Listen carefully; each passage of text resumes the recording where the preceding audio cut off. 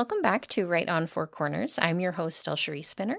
I am a high school English teacher and a USA Today bestselling novelist. And on this week's episode, I have an author who is writing about a topic that I think is very important to a lot of us here in this area, looking at women particularly, but MMIW movement of missing and murdered Indigenous people. And we're going to be talking with Melissa Bowersock about her book, Missing Walk, which is part of the Lacey Fitzpatrick and Sam Firecloud mystery series. Melissa is a Utah-based author, and I encountered her book over the summer reading for the New Mexico Book Awards, and her book Missing Walk is set here in New Mexico. Melissa, go ahead and introduce yourself. Hello, I'm primarily a novelist. I do have one nonfiction to my name, but otherwise a novelist. And I like to do paranormal. My series is a ghost series. I also do time travel and reincarnation, anything with a bit of magic to it. But the main thing right now is the mystery series. I'm working on book number 48 as we speak. That's been quite a project. I bet. Yeah, that's quite a long-standing series for you already. The one I read, Missing Walk, was number 45, so you've gotten a couple past then. But yeah, Right. This is one that I came across over the summer and was able to read, and finally got through some of my backlog to be able to interview you and chat about this one. Tell us a little bit about Missing Walk and the series overall. The series overall, it's about a Navajo medium as the male main character, and his focus is freeing trapped souls that are stuck here on the earth plane for whatever reason. And his partner, the female, is an ex-cop, and when Sam walks a haunted location, he will get the information that he can from the ghost, and then Lacey does the research so they can get to the story and what's binding the ghost to the earth plane. And then at that point, they can release them. So that's the basic premise. Missing Walk, that was a very personal one for me. I heard about MMIW, missing and murdered Indigenous women, and just realized that I needed to write about that. And last Christmas, myself and two girlfriends went to Albuquerque and spent Christmas there, and went to the Pueblos and saw some of the Pueblo dances over the Christmas days. And I knew I had to write about that because that was fabulous. And so I just melded the two, and it turned into Missing Walk, and I think it turned out real well. I was real happy with it. Well, I'm glad you were able to come to the area and experience some of that. I think that's something that's really challenging to just describe and share with the reader through, I guess, through just research, if you haven't been able to be in the area and really see the cultural aspects that are so much a part of daily life in this area. I think this is a unique spot in the country.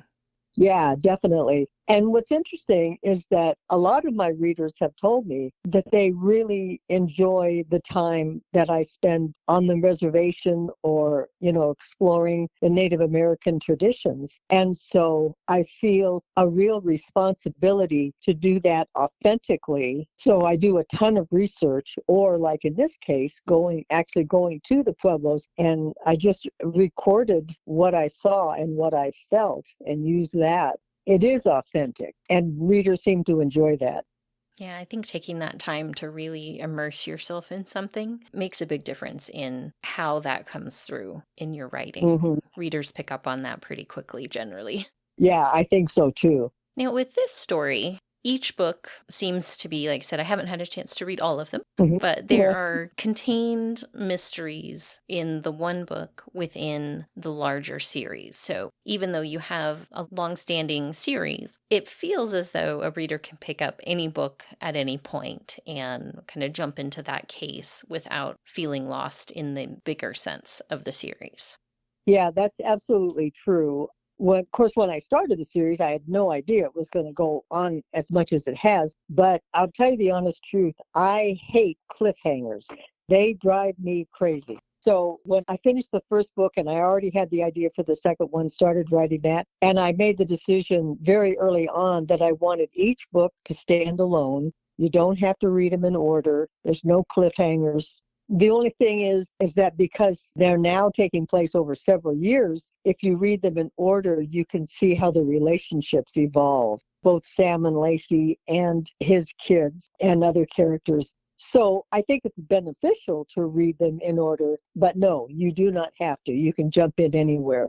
People get interested in this one, they can go take a look and not necessarily Exactly. have to start at book one. If they have the time, that's wonderful. But Yeah, right. tell me a little bit about your two main characters and kind of where the idea for them came from and how you have developed them over the course of the series. Well, it was an interesting thing.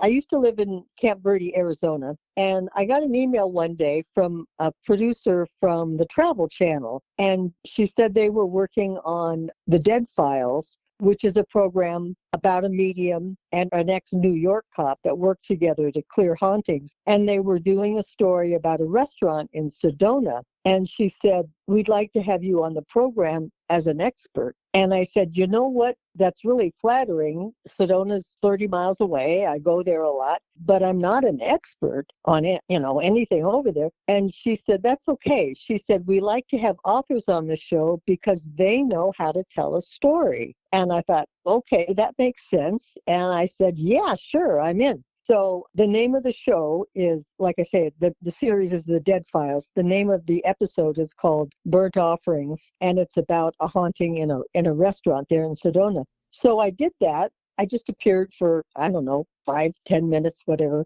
And sometime later, it was months and months later, and I was thinking about it, and I thought, okay, if I were going to write that, how would I do that? And you probably know this, for an author, as soon as you start going, how would I write that?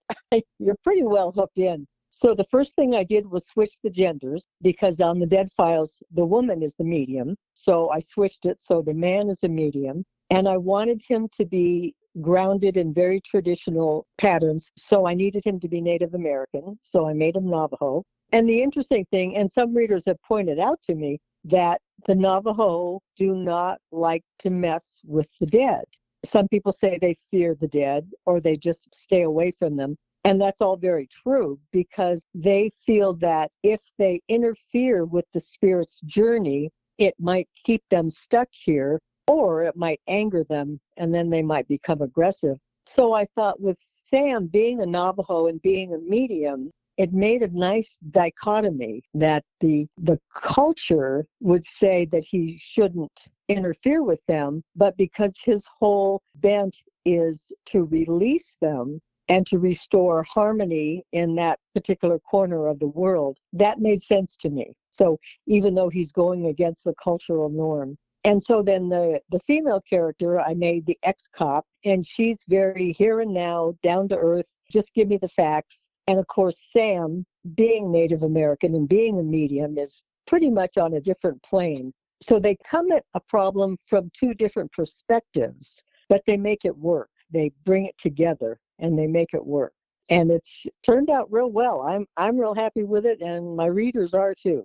I am glad to hear that. One of the other things that I did want to ask you about is when it's a private investigator type of character, it's Mm-hmm. inevitable that they interact with active law enforcement in most Right. cases. And we do have Mm-hmm. some of that interaction here in Missing Walk. What Mm-hmm. was your approach for learning about the processes within law enforcement and how that would work in reality? We always have a little bit of, fictional license to make a story work.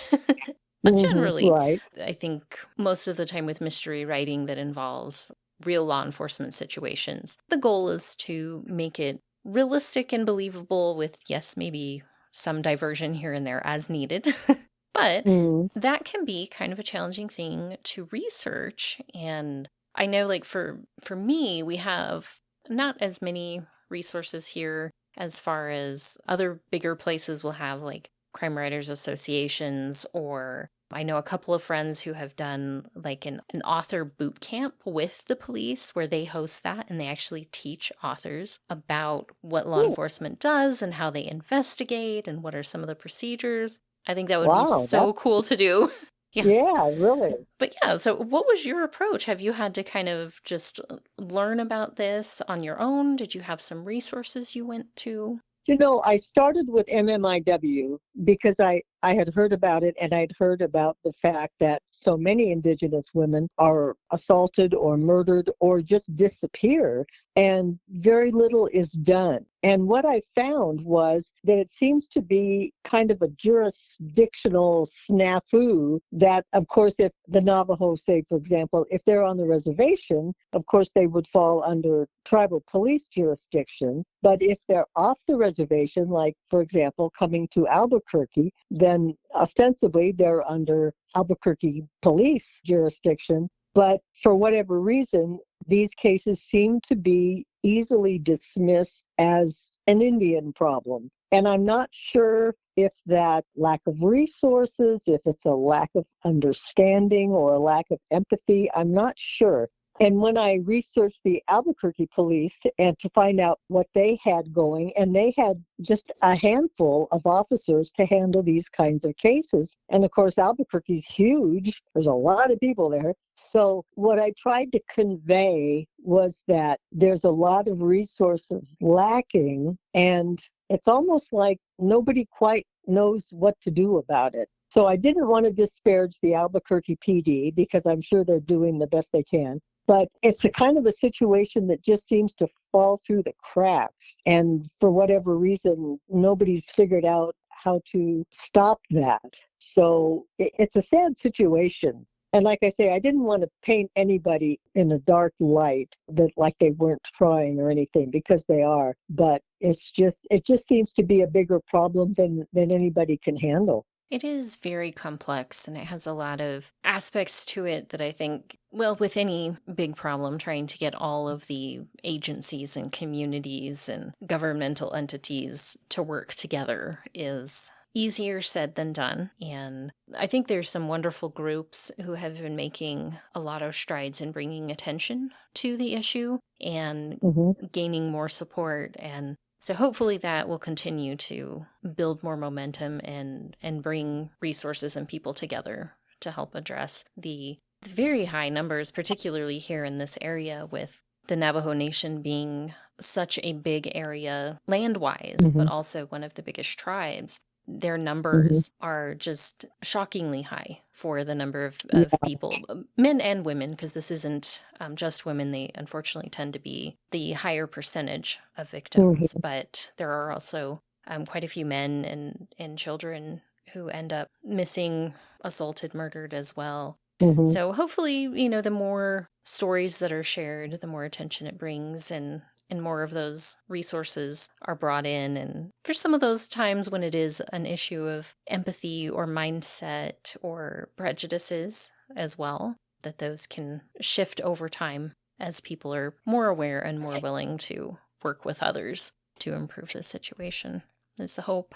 Yeah, yeah, we can hope. Yeah, when I was doing my research and I found out that Indigenous women are 12 times more likely to be assaulted or murdered than their white sisters. And that number just floored me.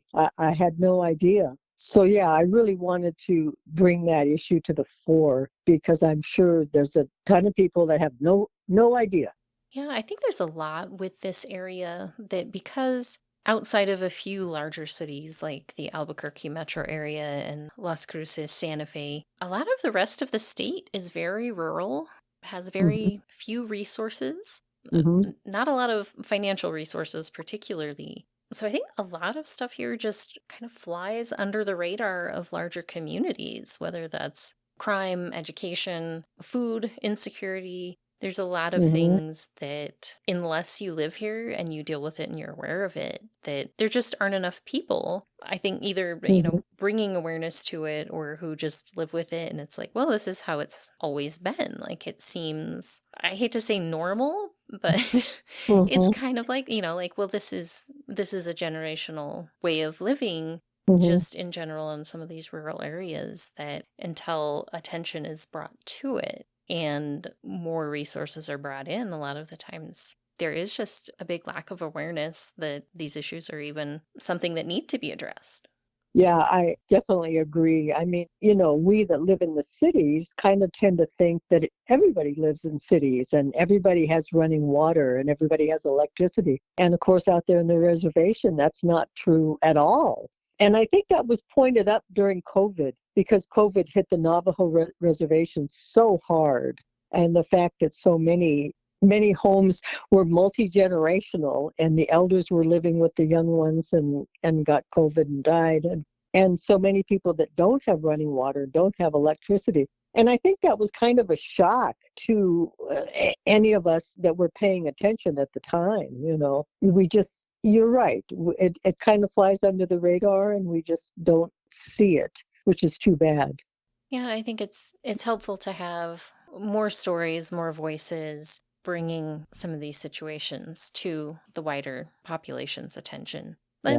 Like I said, I think a lot of the groups involved are doing that, and it's continuing to be more in the forefront, and hopefully that will help change the trajectory of the issue as we Hmm. go forward. I did want to ask you as well about your mystery building process as a writer. Because I think Hmm. mystery is an interesting genre where ideally in any story all the pieces connect, but I think for particularly for Hmm. mysteries, if everything doesn't connect and you don't bring the reader to a satisfying ending, it's extra disappointing in a mystery because, Hmm. then things just don't make sense. Like mystery readers like the puzzle, they like to figure out the clues and put it all together. And so if it doesn't fit at the end, obviously they're not going to be super thrilled with that. It Right. seems like mysteries often take a slightly different process than, writing a family drama. That's going to look a little bit different. And everybody has a different approach to it. I've never met an author who does it exactly the same way. So, what is your process for developing the overall mystery and how you build your clues and bring everything to a satisfying conclusion? That's kind of a tricky question. For one thing, I'm what's called a discovery writer. So when I start out with a book, I will jot down like maybe 5 bullet points, major plot twists, and then I'll start writing. And it seems strange, but I don't always know what the end is going to be. Or if I do know what the end is going to be, I don't know how I'm going to get there. And I call it writing in the headlights because I'm kind of taking one step at a time and all I can see is the next step in front of me and I can't see the entire story. So a lot of times I'm as surprised by what happens as the reader is because, and as a novelist, you probably know this, your characters will do things that you don't plan or the story takes a left turn that you hadn't reckoned on and you go with it. I don't outline, I don't plot out the entire story. I just start writing and see where it goes. So because of that, I will sometimes write myself into a corner and then have to figure out how to get out of it. Or I'll go along and, like you say, trying to drop clues here and there and get to a point where I realize I have to go back and insert something that's going to make sense further down the road. So it's quite a fluid process. And I think the major thing that I had to learn, because I didn't start out intending to be a mystery writer, but I found that I was tempted to give too much information too soon, too quickly. And I have to kind of rein myself in to just drop one little hint here and then go on and then another little hint and not give too much information too soon because then the book would only be 90 pages. you know but so it's a very fluid process. I do some back and forth, some massaging of different sections as I go, but it's not an outline and sticking to the outline. I'll go wherever the book wants me to go. I'm more of a discovery writer as well. And I guess I have a lot of like mystery elements in some of my series, but I do have one series that's like specifically mystery. Mhm. And I remember writing the first draft of that and I had, similar to you, like I had a couple of key points in mind and I had a sense of how it was going to end, but I wasn't like 100% sure I knew what was going on. Hmm. And I just kind of, wrote and played with the characters and let things sort themselves out as I went. And then getting through that first draft, it was like, okay, well, now I'm going to go back and see what clues I had laid in the beginning and did those pan out and really go back Hmm. through and kind of check things. And there was a lot of rewriting on that first draft. Oh, There was a yeah. lot of clues that I was Mhm. like, oh, well, that went nowhere. I should probably take that out. Well, yes, but you do have to have a couple of red herrings in there, just True. just for variety. Yeah. Mm. Yeah. But it's been interesting because as I've written more in the mystery genre, which it's been a little bit, one day I'll get back to that series. I've found that my process has changed over the Mhm. course of learning to write mystery better, where well, for one, I try to keep track of the clues that I lay as I'm writing so that I know what I need to go back and check and just be like, yeah, did that one Oh. make sense? Was that too easy? Mhm. And one of the things that I found valuable, which I'm curious if this has been helpful to you, is having some beta readers read like the early chapters and ask Mhm. them questions if I'm giving too much away and they're figuring it out too soon, or if I'm not giving them enough and they're confused or somewhere in the middle, or just how the Mhm. pacing is going. Because I think especially when it was like a brand new genre for me, I found that a little bit hard to gauge. Am I giving too much information or not enough? Is this too obvious? Am I Mhm. giving the red herring without completely distracting them? was that Mhm. was that helpful for you to have beta readers as well? I do have beta readers, but they don't see it until I'm done.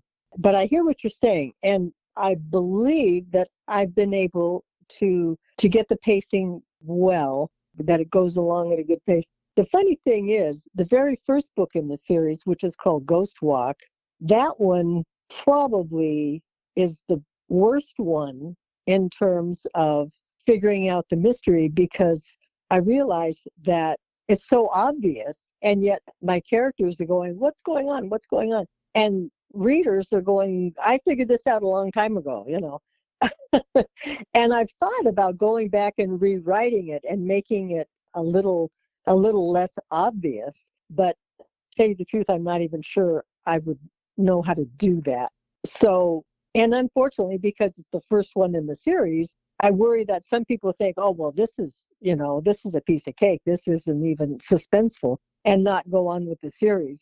But apparently, enough people have gone on with the series, and my writing has improved. So the mystery is buried more, but not, like you say, not to the point where the people are going, "What?" But so I don't actually have anybody look at it as I'm working on it. I give it to my beta readers when I'm done, and then they come back to me with whatever suggestions they might have, whether it's typos or plot holes or whatever might be confusing them, and then I fix from there. But I Okay. just write the whole thing out. Well, like I said, so it's interesting to see the differences in different processes and hopefully some Hmm. of our listeners who are also writers like find some useful tips to try out in the different genres and approaches. Because I think I Hmm. always think that's a fun part of writing is sometimes someone will talk to me about something and I'm like, well, I'll give that a try and see if it works. And sometimes it's very useful, and sometimes I'm like, nope, that is not for me. I cannot write out of order. No. Oh yeah. No, no, I could never do that. Yeah, I've heard people, some writers say, I'll write the last chapter first, and I'm like, no, I can't. I don't know what's in the last chapter. How can I write that first? Yeah, Exactly. I'm like my creativity just doesn't flow that direction, I guess. I yeah, someone said yeah. something like they skipping ahead to other scenes that they particularly want to write is like a little reward for themselves. And I'm like, no, that would just stress me out. Yeah, yeah. Well, and you know what? I have always thought about writing as like building a concrete wall, and you lay down the first course of bricks or blocks, whatever, and you get them nice and straight and everything, and then the next course goes on top of that, And so it's like each block is a word. And as you're writing them down, you're laying the foundation and then you build on that. And so everything that you write comes out of what you wrote before. And the interesting thing is that sometimes when I'm writing, I feel like the wall all of a sudden starts to tilt to one direction. And when I notice that, I think, okay, do I want to keep going that direction or do I need to go back? And sometimes I'll have to, like rip up an entire chapter and go back to where the wall is straight again and then start building again. But for me, it's a progression and everything that I write depends on what I wrote the day before. So doing it out of order just would make absolutely no sense to me whatsoever. I like that visual analogy of the wall. I think that's really helpful. Yeah. Well, we are starting to get short on time, but before we start to wrap up, tell us a little bit about your current project and any other news that you have that people can keep an eye out for if they would like to check out what you're doing and follow along. Okay. Well, like I said, I'm working on book number 48 right now, which still just blows me away. I never thought the series would go this far. But in May of this year, I took a river rafting trip down the Colorado all the way through the Grand Canyon, 8-day trip. And when we got halfway through, they took us up a little side canyon. Went hiking. It's called Blacktail Canyon. And our guide said, by the way, this canyon is haunted. And so you can imagine that immediately got my attention. And as soon as I got back from that trip, I thought, okay, I'm going to have to write about this. Sam and Lacey have to go go on a rafting trip down the Grand Canyon to Blacktail Canyon and figure out why it's haunted. And so I'm actually just wrapping it up now. I think I've got maybe 3 or 4 chapters to go, and then it'll be done. But I'm pleased with it. It's turning out really well, and I think readers will enjoy it. Oh, that's great. That does sound like an interesting setting. Fun. Yeah. And where can people go to find you and your books online? Well, of course, I'm on Amazon, and I do have a web page, but Amazon's probably the best resource. Do you do any social media that people can connect with you on? Yeah, I'm on Facebook. I have an Instagram account, but I hardly ever use it. Yeah, Facebook is probably the main one. Yeah. And my author page is just Melissa Bowersock, author. Okay. And I believe I had your website up, newmoonrising.net. Is that a good resource as well? Yeah, that's my web page. Yeah. Okay. I will put a link to that in the show notes for anyone who would like to click over and see what other series and interesting projects you have as well. Okay. And I'll tell you, I'm always happy to hear from readers. So, my email address is on there and love hearing from readers and having conversations with them. So I'm always happy to hear from them. Wonderful. Well, Melissa, thank you so much for taking the time to come on the show and talk about Missing Walk. And good luck with your last couple chapters with the new book. Mm. And best of luck with your writing moving forward. Well, thank you very much. I appreciate it. And thanks for having me on your show. It's been fun.